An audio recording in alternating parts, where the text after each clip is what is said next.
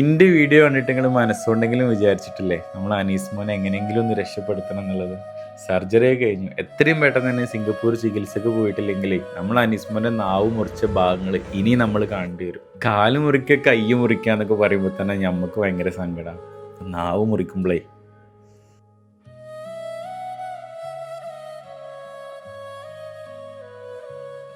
അപ്പം അങ്ങനത്തെ ഒരു അവസ്ഥ ഇല്ലാതിരിക്കാൻ വേണ്ടിയിട്ട് നമ്മളെല്ലാവരും ഒറ്റക്കെട്ടായിട്ട് തന്നെ നമ്മൾ സഹായിക്കണം. ഒരു 100 രൂപ നിങ്ങൾ കൊടുത്തിട്ടുണ്ടെങ്കിൽ ആ 100-നുള്ള ഇരട്ടി സന്തോഷങ്ങൾ എത്രയും പെട്ടെന്ന് തന്നെ അനുഭവിക്കും. അനുഭവം സാക്ഷി. ഞാൻ പഠിച്ചോനൊന്നല്ല, പക്ഷെ നമ്മൾ കൊടുത്തിട്ടുണ്ടെങ്കിൽ അതിന് ഇരട്ടി നമുക്ക് തന്നെ പഠിച്ചോൻ തിരിച്ചു തരും. ഉറപ്പാണ്. ഒരു ദിവസമെങ്കിലും ആ മോന് നല്ലൊരു ഭക്ഷണം കഴിക്കാൻ ആഗ്രഹമുണ്ടെന്ന് പറയുമ്പോൾ തട്ടി മാറ്റി കളയല്ല കേട്ടോ. താഴെ ആ 2 സ്കാനർ കോഡ് കൊടുക്കുക. എത്രയും പെട്ടെന്ന് 40 ലക്ഷം ഫുള്ളായി എന്നുള്ള വാർത്ത നമുക്ക് അറിയണമെന്നുണ്ടെങ്കിൽ പരമാവധി ഈ വീഡിയോ ഷെയർ ചെയ്യണം. അതുപോലെ നമ്മളെ കൊണ്ട് കഴിയുന്ന രീതിയിൽ എങ്ങനെയൊക്കെ സഹായിക്കാൻ പറ്റും അത്രത്തോളം നമ്മൾ സഹായിക്കുക.